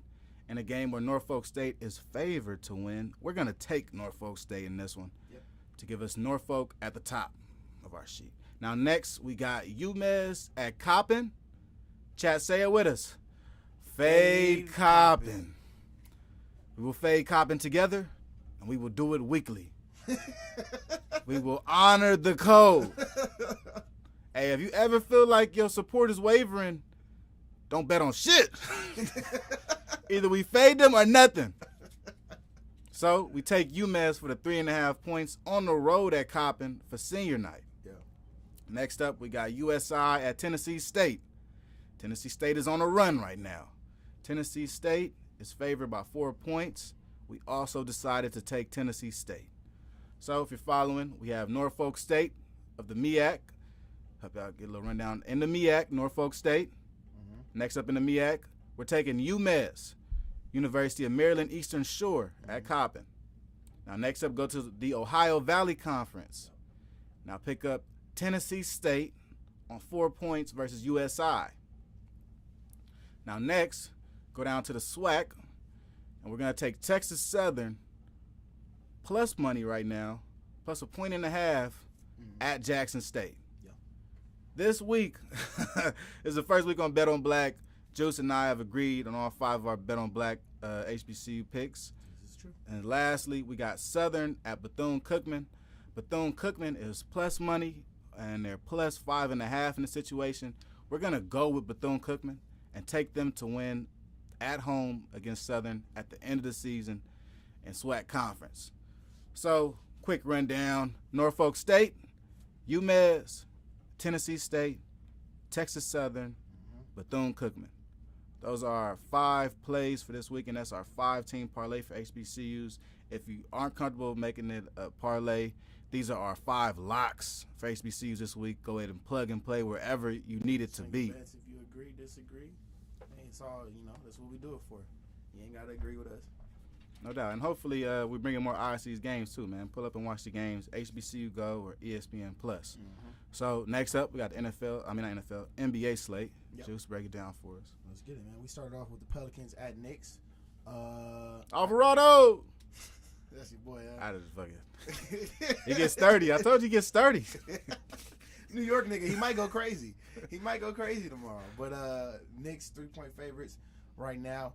Like I said, pay attention to the injury report. But I went Knicks, and I believe Flicks went Knicks as well. Yep. Next game was Celtics at 76ers. That's going to be a good one. Celtics 1-point favorite at this point. Heavyweight. Heavyweight battle. Yes, this is. And isn't it crazy? This is about to be like a second round matchup, technically. This is, in theory, a second round matchup. The Eastern Conference that's so playoffs fucking always wild to me. suck, bro. That's so fucking wild to me. But, anyways, Celtics at 76ers. I took the 76ers. What way are you looking? I'm with you, dog. Sixers. For sure. Give me rolling. Embiid. Let's do it. Let's do it. All right, Lakers at Mavs. These games, the rest of these games are Sunday, so no line yet. We're just picking who we think is gonna win. Mm-hmm. I'm going Lakers in the Sunday night duel with Luka and Kyrie. Scared it. Right now we are. I want to say we're 2-0 with the Lakers. I know we for sure have one game win. We won with the Warriors. When they played the Warriors, we won. Did we bet on them last week though? The first week we bet on them versus somebody, but I think we lost. And they lost, huh? Yeah. I think they didn't cover. 1-1 with the Lakers. Yeah, they did lose the first week. Okay. They fucking had that game. Anyways, all right. This is why I don't like the Lakers either. That's why I don't trust these niggas. But We're it's taking cool. them this week. It's Lakers cool. We're at the taking Lakers. Mavs. We're Take the going Lakers on Sunday. We're not wearing Sunday whites, but we bringing that type of action. Clippers at the Nuggets. You took the Clippers. Yes, clip show. I'm sorry. The hell. I'm taking Tyronn Lue. I ain't even gonna say the team I'm taking. I'm taking Tyronn Lue. Do your research if you want to know who team they. Oh, that's crazy. That's crazy. He took the Clippers, y'all. Anyways, Suns at Bucks. I don't even think we gave we didn't even give a prediction for this one. Well, you were getting around to it. I was getting around to it. My bad. I went off subject. But pay attention to the injury report. If Giannis does not play, it's gonna be interesting. But the Bucks are on a 13-game winning streak. The Suns just beat OKC tonight, so they just won a game. This is in Milwaukee on Sunday. I am gonna go. I'm going. Jesus. I'm going with the Bucks, man. Yeah, I thought you were leaning Bucks. You mentioned how Chris Middleton's coming back, I want to 13-game go with winning the streak. Suns, but I'm leaning Bucks. Look, man, the Got to Bucks, create a the Bucks have a 13-game great winning team.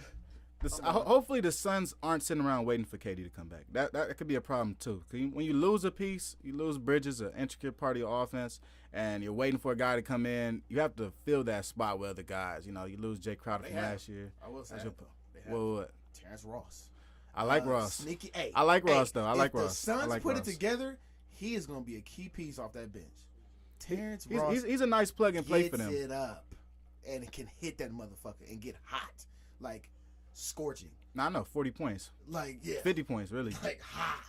So, yeah. So, I like that. yeah. I like that. I just hope the Suns don't just sit on their hands and wait for KD to pop up, though. Yeah. So, yeah, no. I look forward to D-Book stepping up in this time right now. I feel like when you add a star, that's when the stars kind of show up. The stars go, okay, shit, hold on. Let me show you my body.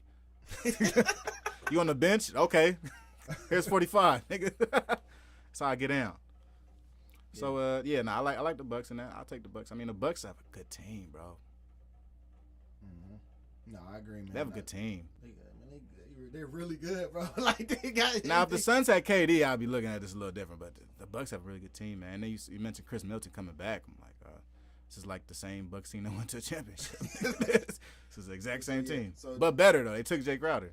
No, facts. And Bobby Porter's playing better. So, He's back too. So, Okay. yeah. That is our slate for the week. Everybody take a good look at it. Screenshot it. Do what you got to do. Yeah. Because it's going away. Facts. It is going away. Give y'all a last good look at it. So we get to the single cam. Give you a little single cam. I'm going to go ahead. Let's get what we're going to bring up now.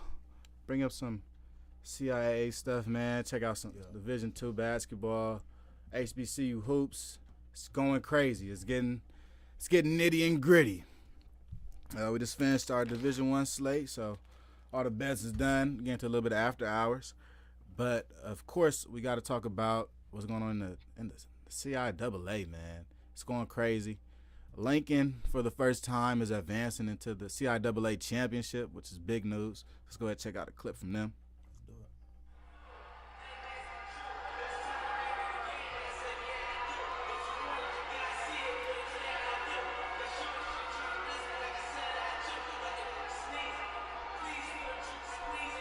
I ain't gonna lie, they lit.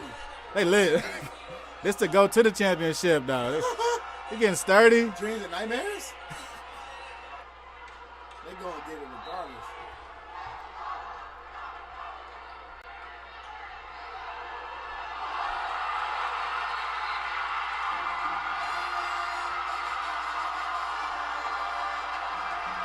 Shout out to the boys, man. Shout out to the band too. They going crazy. They lit it up. They going crazy, man.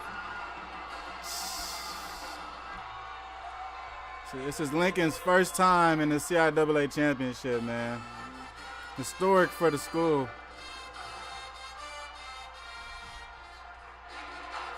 Hey, the vibe is crazy though. I ain't gonna lie. They going up for sure. Okay. So that's one side of the bracket. The other side, there was much more controversy. We're talking about Winston-Salem State. We watched them a little bit during after hours last week, Juice. They went ahead and they played against Virginia Union. And this game had some animosity going into it, but there were a couple questionable calls. Some of the homies on Twitter wasn't feeling, and it ended up hurting Virginia Union in the end. Winston-Salem State came back towards the end of the game and stole a win. Let's take a look.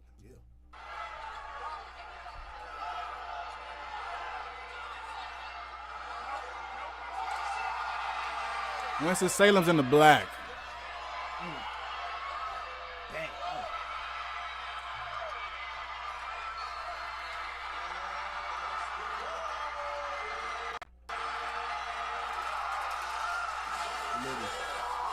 I love it. Lit.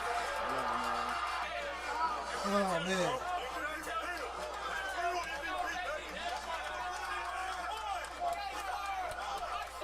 It's March, baby. It's March, man. It's March, baby. Beautiful time of year for basketball, man. Everybody lit. Just think about sports, man. They bring it together on me. Nah, facts. Okay. Yeah. Okay. They lit. Nah, they super lit, bro. I'm rolling, man. Nah, this is it's a great thing I'm to see, done man. lit, man. It's a great thing to see, man. March is a beautiful time for college basketball period. But good to see that type of energy, man, at all levels. You know what I'm Definitely, saying? man. It's fun to watch, you know, and it's definitely fun to watch for conferences that take basketball serious, especially as serious as CIAA takes basketball. You know, they're a coastal conference, and they used to play a CIAA tournament down in Charlotte, but they just moved it to Baltimore about a year or two ago, and they've had great reviews at Baltimore. You know, they bring it out. Each of the teams brings a lot of fan support. You know, we saw Winston-Salem State at the end of that. They had some fan support at the game. Each team is pretty much bringing out swarms of people down to Baltimore, and it's become a hot travel spot for the tournament. You know, I see a bunch of my HBCU homies all the time. If they on the East Coast, they're making trips out to Baltimore, bro. They're like, Sheesh. shit, it's the weekend. Let's go to Baltimore, check it out, check out some of the HBCU homies, and check out some good basketball. Yeah. Okay, look at the CIAA. They've had multiple national championships, championship winners in this conference. So basketball pedigree, this is it. So it's always super fun to watch, man, especially the atmosphere that this Division II conference can give you. Looking at this is that they're giving me more life than the Big West is giving me. If you're keeping it a buck, they give me more life Anybody than watch the damn Big West? they give me more life than UC Irvine versus Fullerton. If you're keeping it a bean. So here we go. That's day 3. I want to get the newest, the most recent day's bracket. Oh, and while we at it, while you looking that up, Yeah. shout out to Chiefers, man. Best leads in the game. Shout out Chiefers, man. Yeah. Best raps in the game. Come on now, get your leads. Look them up, man. Chiefers LA everywhere. Okay, so let's bring up this bracket. Oh man, We'll try this bracket. This is the men's bracket. I know the rest of the winners here, so let's see. We'll move this up. Oops, not that far. Around there. So this game was played in Maryland, so as you can see, the hometown team, Bowie State, took a L pretty early down there at number 10. yeah.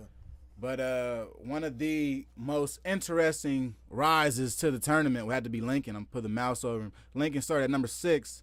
Now they're currently in the championship. You know, took them to beat Johnson C. Smith, then go beat Virginia State, which is a very big opponent. You talk about Virginia State. They're hosting another division. They're hosting an NAIA conference tournament at their home arena. So it just shows, you know, what type of facilities they have. some of the best facilities in Virginia. And Lincoln went ahead and beat them. Lincoln moves ahead, plays Fayetteville State, beats Fayetteville State, goes to the championship. And now Lincoln, a 6th seed, has a chance to go ahead and make it into Division II playoffs. And on the opposite side, we watched Winston-Salem State, WSSU, throughout the season. They start off at number 5. I got my mouse over them.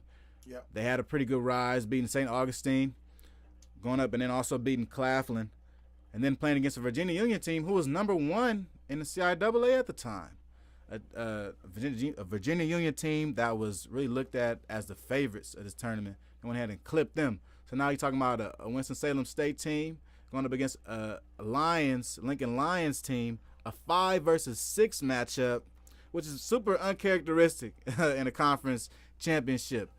And I think it just adds to the amount of parity, and it really goes to show the amount of parity that's in the CIAA. Whereas you got a 5 versus 6, when your one seed gets knocked off in the semis, your 3 seed gets knocked off in the quarterfinals, your 2 seed gets knocked off in the semis. It's almost like it's anybody's game, man. And really, this is a great lead-in to March Madness and what type of stuff we're going to see in these other conference championships. Yep. When we talk about Division I. This next week coming up, it's going to get Easty. Yeah. It's guaranteed to get Easty. Oh yeah, seasons continue, seasons end, man. Facts. So it's gonna be fun to watch. I'm looking forward to it. Then we flip it to the other side. You got Lincoln and women's basketball also advances pretty far. I'm not sure if they advanced to the championship up to this part, but they are at least in the Final Four from the last that I saw. So shout out to Lincoln basketball, women's and men's, for what y'all are doing and showing out. Y'all pulled up to Baltimore and y'all are doing y'all thing. Keep it a buck. Y'all straight up, y'all doing y'all thing. Y'all in y'all hotel rooms. Y'all are studying, doing whatever you got to do for class, but then pulling up to the games and showing up and showing out in front of a large atmosphere. You're talking about a high level, high expectation type of atmosphere where everybody's coming for hoops and they need good hoops right now, nigga. Like, do it. So shout out to y'all, man. Let's go ahead and flip back live real quick. We'll get into some more lighthearted stuff, man. Let's go to some tweets. Let's get to it. We got the tweets. Tweets on deck. So, see, we got WNBA stuff. We'll talk about that. Hopefully we'll have Up on Game up in the building on Monday, man. Yeah. We got some deals being broken, WNBA, man, and the pay scale is crazy. Jeez. And look, and I'll say this, man. Since our conversation about WNBA and the pay scale like a couple months ago, I went ahead and looked up some of the highest paying teams, WNBA, women's basketball teams in the world. And there's some teams that's playing girls like $1 million, $2 million a year. Down in Turkey, down in Germany, down in Istanbul, down in Italy. And I'm going to keep it a bean. If they find ways to get these chicks money and can give them, enough money to attract an American woman to cross seas and go for the off season, say fuck my off season and I'm gonna go play basketball instead. Yeah. It's money to go around here for WNBA basketball. I don't know if some of the Americans can't figure this out, but it's some money out here, and somebody's just missing the point. And they're not trying to pay that shit. I mean, I think somebody's missing the point, bro. Because when I looked at the different clubs in women's basketball in like Europe, a lot of what they do is they go Champions League format where we're playing the best teams in each country. We have 2 teams in our country. We'll go around and we're going to play 14 of the other best teams in the surrounding countries. They found a way to make the money off of this because these teams are all club teams. Right. It's like the Sparks going to play up in Canada and going to play in Mexico against the best teams. But essentially, because you are in such a top league, you get paid top dollar. This is like watching the Olympics daily. We're watching literally the best assortment of players play against each other. I think it's called EuroLeague. Yes, EuroLeague. It is EuroLeague. EuroLeague's women's basketball. Yeah. And, it's a top league. But, we're talking about just getting WNBA money. I'm like, well, if they find out how to do it, somebody paying this. The only thing that doesn't work, I think our ego is too big over here. We have the best, we feel like in our American sports, we have the best, right? So we feel like we have, which is true, we have the best NBA. and we feel Yeah, we like, do. and we feel like we have the best women's basketball. That might be up for No, I don't think we had that. You know what I'm saying? Yeah. But I'm saying that's the attitude though. Facts. It's that. You know what I'm saying? That's the attitude. So I don't think they'd be open to be like, all right, let's do this. Let's pair almost a WNBA All-Star team, or like let's pair. And a lot of the WNBA players play on these different countries' teams, so that would kind of mess things up too. So it'd be kind of weird with that too. But I just think I don't know, man. It's out there, man. It's up for grabs. It's definitely a good idea. I just don't think we'll be down for it. I think America is on their high horse when it comes to shit like that. And I'll tell you this, Adam Silver, we'll see if he'd be up for something like that. I do understand the fact that they're supposed to, not facts, WNBA. I do understand the fact that, a lot of people look at WNBA like, oh, it has to be the best. But when you talk about money, you talk about money involved, and you talk about each franchise and what their value amount is, all for the skill level and everything we're seeing on the court. These are not the most valuable franchises in the world. These franchises are disposable. We have the best players, but these franchises are disposable. I'll say that again because I really do feel like these franchises and these clubs are the only difference between what would make USA women's basketball the best basketball league in the world and what changed it to making it around 3 and 4. Where you go, well, it's not profitable. Nigga, how can I make you number one if you're not profitable? Yeah.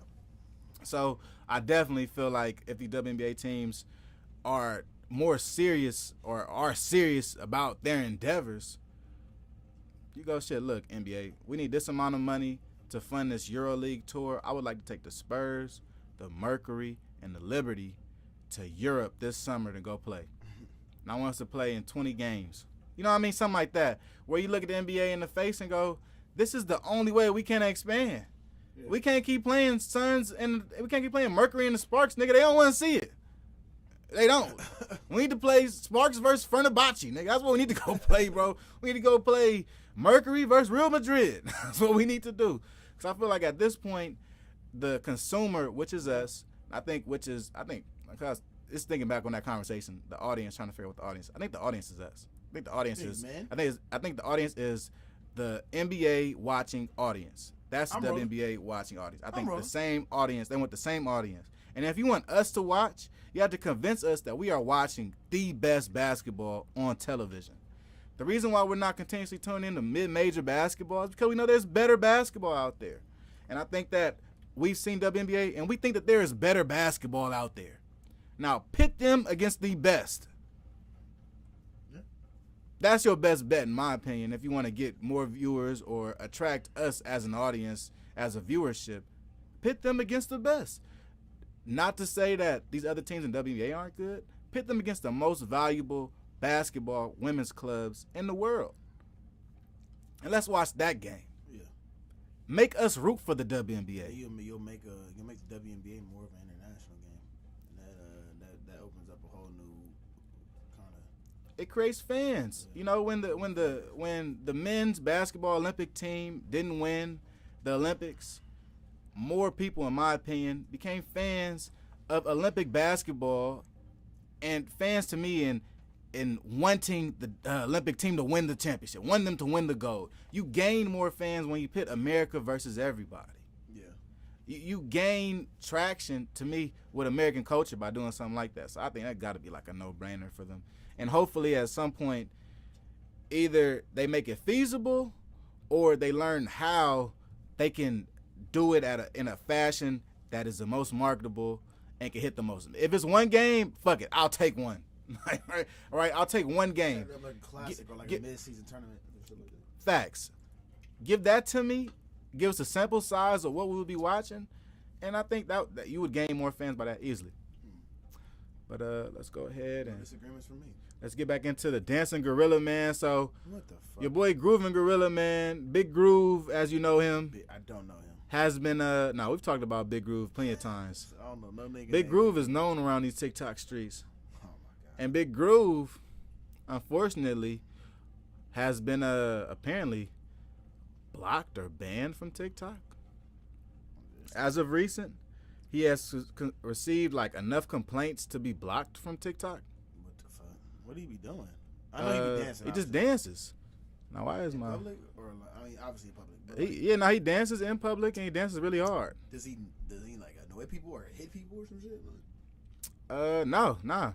You don't hit nobody. Okay. It's just he just dances. So there you go, Big Groove. Big.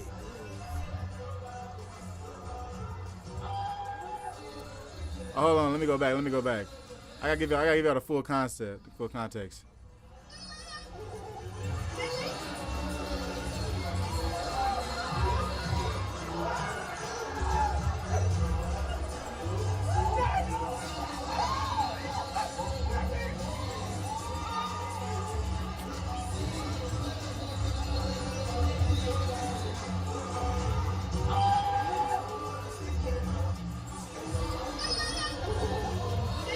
Boys out there cooning, man. You too goddamn big to be doing all that shit. All that movement. All that gyrating and shit.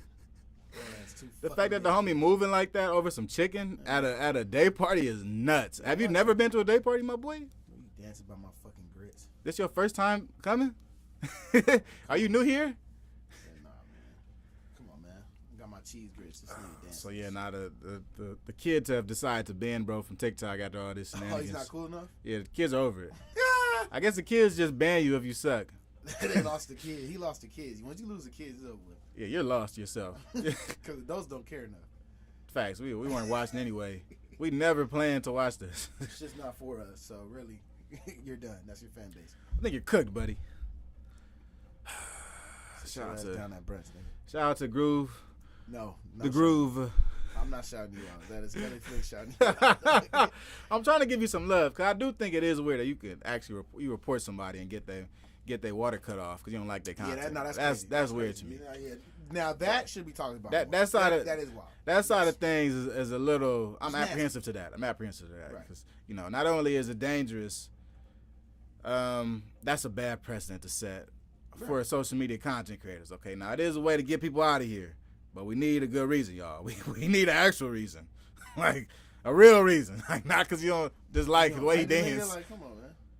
That's not why we cutting water off. Okay, that's not gangster. What happened to TikTok. freedom of speech and expression. Yeah, that is not gangster, TikTok. We do not do that. I think y'all losing sight of what's really real now. Now, if his name was still Dancing Gorilla, okay, I kind of feel you on that. But he's now Dancing Groove, a Big Groove But or whatever. time out, man. Like, let's be real though. A black man calling himself Dancing Gorilla, why does that offend the people? Man, get your ass out of here, nigga. Get to go. What? Hit the exit, nigga. Why does him calling himself something offend others? Cause now you fucking with the opinion people have on us.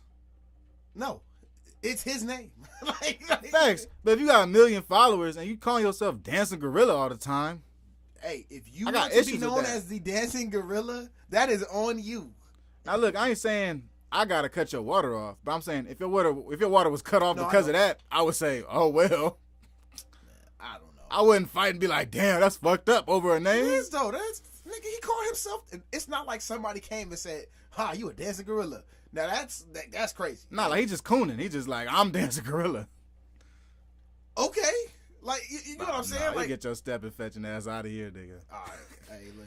If somebody decide that was the last straw for them, hey, If damn. somebody look, I'm not gonna do it. If somebody wants to be nigga boy, you go ahead and be nigga boy. Like I'm Okay. not rolling. Okay, so, that's fine. But I'm like- saying so now if somebody else goes ahead and reports him and cuts his water off on social media, That's weak. you care that he got his water cut off? I mean, it's not gonna affect my life either way. But I don't think he should get his water cut off because he called himself something. No, I wouldn't care. If he got water He cut called off, I himself wouldn't care. something like that. We policing niggas calling themselves names. Like, bro, you can do that to yourself all you want. Like, I don't Bro, know. get this off my timeline. Cause to me, I don't want to see it on my timeline. I'm probably gonna block. you can block- I'm no, gonna no. block somebody that name themselves That's your right, N-word though. boy if I see it on my timeline No, in general. Facts. Get out of here. That's your right. But that's what I'm saying. That's your personal feed, and you have that choice. You have that decision. I'm gonna block him. I'm gonna block any mention of his name because I don't like that shit. But why should that affect that man? If he wants to be known, do you get what I'm saying? So if you want to be known as something, whether it's coonish or not, whatever we say, we have the right to block you for ourselves. But I don't think we should have the right to cut your water off. I don't think anybody should have the right to cancel a nigga. That's what I'm saying. I don't like cancel shit. I really don't. Unless you murder people, touching kids, raping women, like you doing some outlandish, like against the law, crazy shit. Yeah, okay. Other than that, though, bro, like calling yourself a gorilla. If you like that, I mean, go ahead. That's all I'm saying. Man, cut that nigga water off. Hey, whatever. I know you. Nigga running around here calling himself gorilla, calling himself derogatory terms. And somebody look, I ain't gonna be the one. I'm not the one that's doing that. That's to me though. No, I'm not the one that's gonna do it. But if somebody does it, I'm not protesting for you to get this shit back in the sake of free speech. Nigga, no, I'm not on your picket line. I would not be taking no phase for that. That's how I look at it. Oh no, like, yeah, I'm not fighting for that. Like I'm not in that line. So if it get cut off, well, damn, too bad, bro. You right, freedom of speech. Damn. I'm not signing your petition, nigga. You're not bringing his name back, nigga, in the sake of you, nigga. No. Yeah, that shit. Let it rest, homie. Fair enough. But Groove got cut off because his dancing though. It's not. We arguing. We arguing strongman right now. Yeah, This is straight up because God, that's fucked up. they don't like the way homie be getting down. They like, nigga, your dance is whack, nigga. This nigga moving his shoulders, nigga. Get this shit out, nigga. Shaking his hips with his That's not how you do the dance move. Bunch of niggas saying that at home. Oh my God. Bunch of niggas disagreeing with the moves. Fuck that. Oh God. That's not how you do it, bro. That show that Shimmy was trash, nigga. Fuck out of here. Nah, facts. So here go. They dropped the memes for the WWE. Oh man. At the end of the Utah game, they said this is how they kicked everybody out. Well, hold on. What is that sound, man? I got some extra sounds going on. Let me figure this out. Why it sound like Lil Uzi Vert? Oh. It's Winston-Salem State. Oh, shit. Project. Facts. All right, here we go, though, man. If you're not Caucasian, then leave. Mark Henry. The All-Star game in Utah is hilarious. If you're not Caucasian, then leave. I'm sorry, huh? Hey, Send me the game over, nigga. Hey, this is no jumper if they diss Adam.